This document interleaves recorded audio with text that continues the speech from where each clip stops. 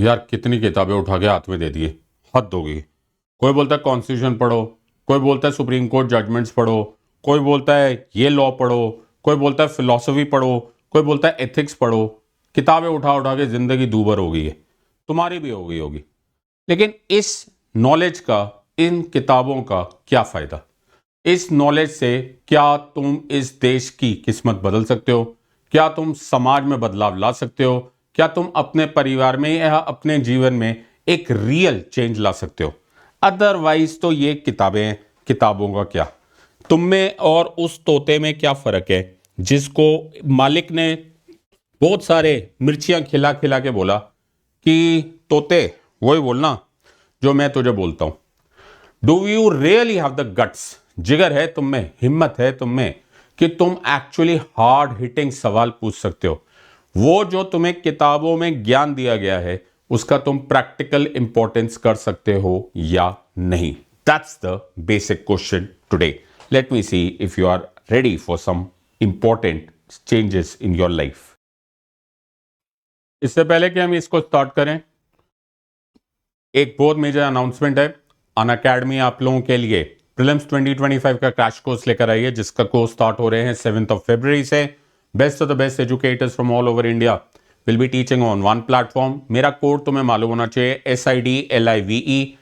इस वेबसाइट पे जाओ अनअकैडमी के और सिड लाइव कोड यूज करो, तुम्हें ये बहुत ही ऑसम ऑफर मिल जाएगा। यूपीएससी 2025 का मेंस कोर्स फ्री हो जाएगा और अगर तुमने प्रीलिम्स 2025 क्लियर कर लिया तो so this is a great opportunity. अपना किस्मत खुद लिखनी होती है। Make sure that you take this advantage now. So आज का जो मेरा सवाल है, जो एक बड़ा हार्ड हिटिंग सवाल है, वो हार्ड हिटिंग सवाल ये है कि सब ये इक्वालिटी क्या होती है, राइट? समानता क्या होती है? मैं गारंटी से बोल सकता हूं ज्यादातर लोग जो मेरे वीडियो देख रहे होते हैं वो पढ़े लिखे लोग हैं, यूपीएससी एस्पिरेंट्स है। वो बैठ के 500 वर्ड का एक पूरा आंसर लिख सकते हैं on the concept of equality. समानता क्या होती है, इक्वालिटी बिफोर लॉ क्या होता है, इक्वल प्रोटेक्शन ऑफ लॉज क्या होता है, आर्टिकल 14 पर तुम बैठ के पूरी चर्चाएं लिख सकते हो। और इन शॉर्ट तुम्हें इक्वालिटी और समानता के बारे में सब कुछ मालूम होना है। तो अलाउ मी अनदर 30 सेकेंड्स, मैं इतना ही वक्त ले लेता हूं बिकॉज तुम तो ऐसे सर्वज्ञाता हो, लेकिन तुम्हें पता होना चाहिए कि मुझे भी पता है कि इक्वालिटी क्या होती है। सो इक्वालिटी को आमतौर पे हम लोग इस डायग्राम के फॉर्म में समझ सकते हैं कि अगर जी दो एक एंटिटीज है, दो इंडिविजुअल्स है जो प्रैक्टिकली हर चीज में सेम ही मान लो, in terms of social status, in terms of financial status, in terms of physical status, handicap नहीं है, ऐसा कुछ सिचुएशन नहीं है, तो दोनों में सेम है, तो फिर इनको समान रूप से हर राइट, हर ड्यूटी इनकी समान होनी चाहिए। Treat them same. तो इक्वल्स को ट्रीट किया जाना चाहिए इक्वली। क्या इस बात से सब लोग मंजूर होते हैं? कम से कम जहां बैठे हो वहां पे हाँ तो बोली दो। ओके, तो आंसर यहां पर है हाँ जी, अगर सेम है तो you should treat them equally, एकदम सेम होना चाहिए, किसी में भी किसी तरह का भेदभाव नहीं होना चाहिए। लेकिन अगर ऐसी सिचुएशन है, अगर ऐसी सिचुएशन है कि कोई कमजोर है, right, there is some kind of कमजोरी, किसी भी तरह की डिसएडवांटेज है, प्लीज अंडरस्टैंड, मैंने यहां पर फोटो देखो, मैंने किसी तरह की डिसएडवांटेज बताई है। अगर किसी तरह की डिसएडवांटेज है, राइट, वो फिजिकल हो सकती है, वो जेंडर के बेस पे हो सकती है, वो पैसे के लेवल पे हो सकती है, फाइनेंशियल लेवल पे हो सकती है, वो कैस्ट लेवल पे हो सकती है, तो वो नॉट सेम है, तो इनको सेम मत ट्रीट करो। तो केवल इन हालात में जो कमजोर है उसकी मदद करो, उसको रिजर्वेशन दो, उसको सब्सिडी दो, उसके लिए स्पेशल रूल्स बनाओ, स्पेशल लॉज बनाओ, स्पेशल कॉलेजेस बनाओ। यह है हमारी कॉन्सेप्ट ऑफ इक्वालिटी। मैं बात समझा पाया? यानी कि जो बदहाल सिचुएशन में है, लाइन ये सुन लो, जो बदहाल सिचुएशन में, जो वीकनेस की सिचुएशन में, उसकी मदद करनी है और उसको जो नॉर्मल सिचुएशन है उस लेवल तक उठाकर तैयार करके खड़ा कर देना है। बात समझने की कोशिश करो, यहां पर जो डिसएडवांटेज है उसको मदद करनी है। इन सम केसेस हाउएवर हम कुछ और ही देख रहे हैं।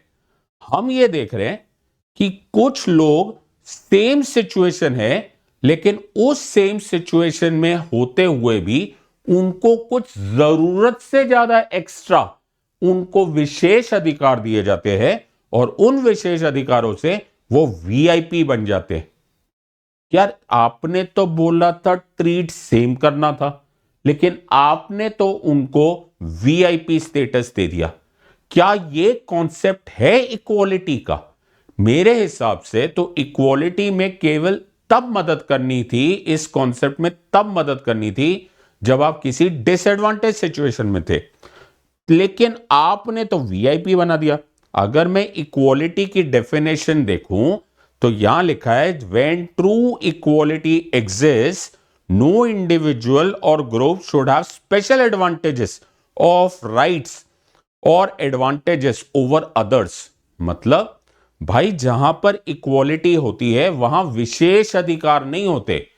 किसी को जरूरत हो तो तुम मदद कर सकते हो, लेकिन तुम पहले से अगर सेम अवस्था में हो आप किसी को वीआईपी नहीं बना सकते। ये इक्वालिटी है। और अगर तुम्हें नहीं पता तो एनसीईआरटी खोल के देख लो, उसमें लिखा हुआ है equality is the absence of privileges. तो ये बाजू में कोई हंसे जा रहा है यार, क्या ये क्या है?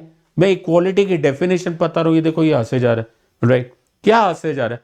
क्योंकि अगर ये इक्वालिटी की डेफिनेशन है कि विशेष अधिकार नहीं दिए जा सकते, तो फिर तुम्हारे लिए एक होमवर्क है। होमवर्क, यस, गाड़ियां गिननी है तुमने। Start counting the cars.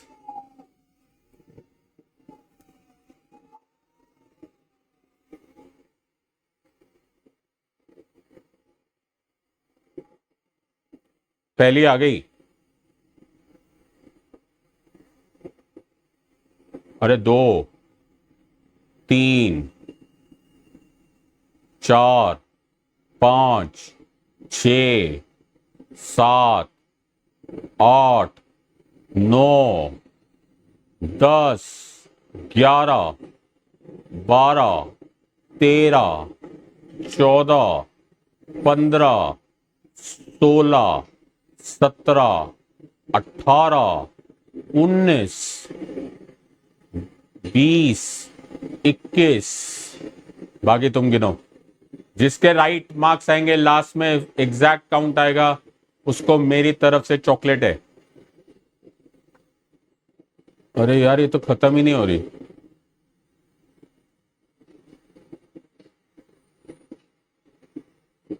यार, खत्म ही नहीं हो रही यार।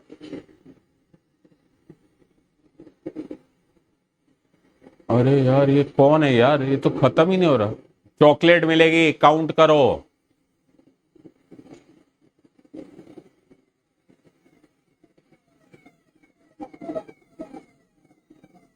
लो, अब सफेद खत्म हो गई, काली शुरू हो गई।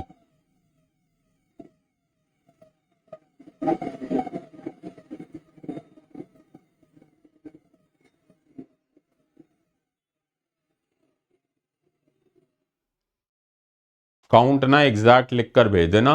जितने काउंट जिसका एग्जैक्ट आएगा उसको मेरी तरफ से चॉकलेट है, तो तुम्हें अच्छी से चॉकलेट मिलेगी। लेकिन अगर तुम मुझसे अगला सवाल ये पूछोगे तो वो काम का सवाल है। सर कोई अमीर आदमी होगा, बड़ी मेहनत से उसने गाड़ियां खरीदी, पता नहीं कितनी 50 गाड़ियां खड़ी होगी, वो तो तुम नंबर बताओगे। बेटा ये कोई अमीर आदमी नहीं था, ये जनता का सेवक था। और वो जो जनता का सेवक है ना, वो जनता के टैक्स से, तुम्हारी मेहनत से जो टैक्स जो तुम देते हो ना सरकार से, उससे ये गाड़ियां जा रहे हैं। ये अगर 4 किलोमीटर भी बाहर जाएंगे ना तो इस पूरे काफिले को साथ में लेकर जाएंगे। अरे बाय द वे तुम कहां हो यार? वेयर इज द ब्लडी जनता है? ये रही जनता, ये देखो, ये खड़े हो तुम स्कूटी में, स्कूटर में, बसों में, और ये खड़ी एम्बुलेंस तुम्हारा इंतजार करते हुए। इसमें एक बीमार आदमी मर रहा है, बोल रहा है कोई बात नहीं जी, नेताजी जा रहे हैं अपनी 50 गाड़ियों के काफिले से, मेरे जीने मरने से क्या फर्क पड़ता है। This is called as equality. What? Yes, जो हो रहा है वही तो इक्वालिटी होगी ना। किताबों में लिखी हुई इक्वालिटी से क्या फर्क पड़ता है? इक्वालिटी तो ये है। तो वीआईपी तो तुमने किसी और को बना दिया, उसी नेताजी ने जिसने वादा किया था कि मैं जनता का सेवक होऊंगा, मैं तुम्हें वो सब कुछ दूंगा जो एज जनता जनार्दन तुम डिजर्व करते हो। तो नेताजी के पास तो 50 गाड़ियां आ गई, तुम खड़े रहो, इंतजार करो, और वही तुम्हारे जो नौकर बने हुए हैं, वही पुलिस तुम्हें सामने से 1 सेंटीमीटर आगे नहीं बढ़ने देगी। अगर बढ़ने की हिम्मत है तो दिखाओ, मैं भी तुम्हें देखता हूं कि तुम में कितना जिगर है। You will not be able to do anything of this part. और ये कहानी यहीं पर है।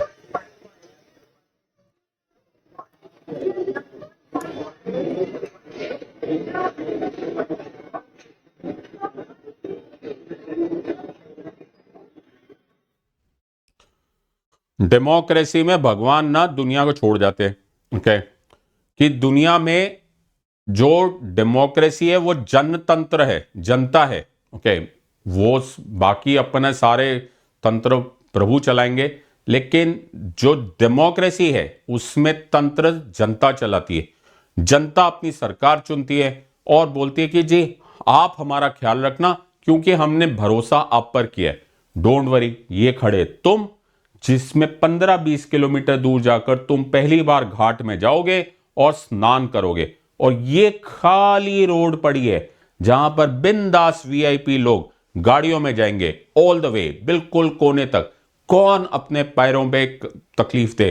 अरे पैरों को जमीन पर मत रखिए, मैले हो जाएंगे। बिल्कुल सही बात है। तो यहां पर भी वीआईपी है, ये इक्वालिटी है, बिल्कुल यही इक्वालिटी है। नहीं यार, किताबों में तो कुछ और लिखी थी, पर हु द हेल केयर्स किताबों में क्या लिखी हुई है।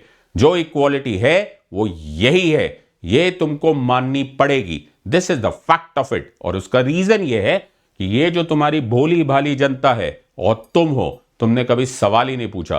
तुमने फिल इन द ब्लैंक किया, मल्टीपल चॉइस क्वेश्चन पूछा, शॉर्ट नोट लिखा, लॉन्ग आंसर लिखा, मार्क्स लिए, नौकरी करी और भगवान को थैंक यू बोला कि हम अपने वोट देंगे और वो उनकी सेवा में अपना सारा टैक्स मनी दे देंगे।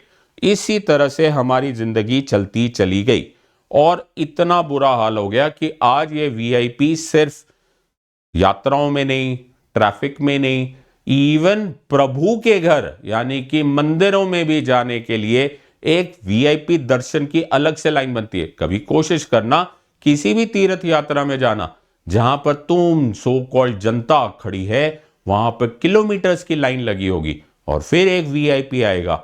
वो मंत्री हो सकता है, नेता हो सकता है, आईएएस ऑफिसर हो सकता है। अरे तुम तो खुद ही बनने के प्लान पे हो, तुम्हें तो कोई टेंशन ही नहीं होनी चाहिए, पर फिर भी बोलना, पूछना, क्योंकि जस्टिस का एक डेफिनेशन है, injustice anywhere is a threat to justice everywhere. एक दिन ये कहानी तुम पर भी आएगी। एक दिन हो सकता है तुम भी ट्रैफिक में खड़े हुए वहां फंस जाओ और 50 गाड़ियों का कैवलकेड क्रॉस कर रहा हो। एक दिन हो सकता है तुम्हारा ही कोई प्रियजन एम्बुलेंस में बैठा हो और 50 गाड़ियों का कैवलकेड जा रहा हो। एक दिन हो सकता है कि तुम्हें भी 20-20 किलोमीटर पैदल जाना पड़ रहा हो और जबकि पूरी एक वीआईपी लेन खाली पड़ी हो, तुम हिल नहीं पाओगे। सुप्रीम कोर्ट में पिटीशन डाली गई कि माय लॉर्ड ये वीआईपी दर्शन बंद किए जाए। सुप्रीम कोर्ट बोलते हैं हम क्या करें, this is the responsibility of the state. State के हवाले छोड़ दिया जाएगा और स्टेट फैसला करेगा कि जी अब वीआईपी दर्शन कंटिन्यू होने या नहीं। अरे बाबा, ये कैसा होने वाला है? स्टेट तो ऐसी चीजें कभी करने नहीं देगा। अब हमें कौन बचाएगा? कोई नहीं बचाने वाला। मैंने तो तुम्हें इक्वालिटी की डेफिनेशन किताबों से बता दी, लेकिन क्या सच्चाई में यही होने वाली है? अरे who the hell cares of your किताबी ज्ञान। सच्चाई है, यही है इक्वालिटी, क्योंकि जो दुनिया चला रहे हैं उनके फायदे में है ये डेफिनेशन। इस देश में वीआईपी कल्चर कभी खत्म नहीं हो रहे वाला, कहीं नहीं होता। मैंने ट्विटर पे बहुत सारे ऐसे ट्वीट्स देखे, बहुत सारी पिक्चर्स देखी कि डेनमार्क के, नॉर्वे के, यूरोपियन कंट्रीज के बहुत सारे कंट्रीज में, बहुत सारे अच्छे अच्छे कंट्रीज में प्राइम मिनिस्टर्स, प्रेसिडेंट्स आराम से बाहर निकलते हैं, कोई टेंशन नहीं होती। हाँ ठीक है, वो बड़े पोजीशन है, वो ज्यादा जरूरी है, तो एक गाड़ी आ गई, चलो जी सिक्योरिटी हो गई। 50-50 गाड़ियां। और ये सिर्फ उन नेताओं के लिए नहीं, नेताओं की बेटर हाफ्स के लिए भी होता है, उनके जीजा जी के लिए भी होगा, उनके साले साहब के लिए भी होगा, उनके फुफ्फा जी भी ऐसे ही जाएंगे। And this is how equality की धज्जियां उड़ा दी गई। There is nothing called as equality in India, it is merely a definition. हम कॉलोनियल टाइम से बिल्कुल नहीं बदले। जिस तरह से अंग्रेज आया करते थे, धमका के चले जाते थे, आज अंग्रेज तो नहीं है, लेकिन वही काम हम इंडियंस बखूबी कर रहे। सो इस देश से वीआईपी कल्चर कभी भी नहीं खत्म होने वाला, and equality in the sense कभी आने वाली ही नहीं है। So a question that this nation should know, कम से कम पूछना तो चाहिए। बड़े ही बेशरम टाइप की हमारे देश की जनता है, हमें फर्क भी नहीं पड़ता, हम सवाल भी नहीं पूछते, हम ढीठ हो जाते। क्या हमें यह पूछने का हक नहीं है कि यही वो कॉन्स्टिट्यूशन में इक्वालिटी है जो लिखी गई है, जिसको आप हमें पूछवा रहे हो, याद करवा रहे हो, फिर उसके एमसीक्यूज भी करवा रहे हो, फिर उसी एमसीक्यूज के बेसिस पे हमें एग्जाम भी पास करा रहे हो, और जब वो एग्जाम पास हो या ना हो, जब हम सड़क पे उतरते हैं तो हमें कुछ और ही दिखाई देता है। तो हमें पढ़ाया कुछ और क्यों नहीं जा रहा? तो सिंपल से फिर पढ़ाई दो ना, कि यार जिसकी लाठी उसी की भैंस, ये पढ़ाओ ना यार, मजा आए ना, हमारे बच्चे भी तो अच्छी चीजें सीखे ना, कि बेटा जिसकी लाठी उसी की भैंस, जो इसका जिसमें अपना है फायदा वही बनेगा कायदा। तो ये बनाओ ना, दिस इज द कॉन्टेक्स्ट। हमारे बच्चों को अच्छी बातें बताओ। ये क्या पढ़ाते कुछ और हो, लिखाते कुछ और हो, टेस्ट कुछ और लिखाते हो, और जमीन पर उतरने के बाद इक्वालिटी हमें कुछ और ही दिखाई देती है।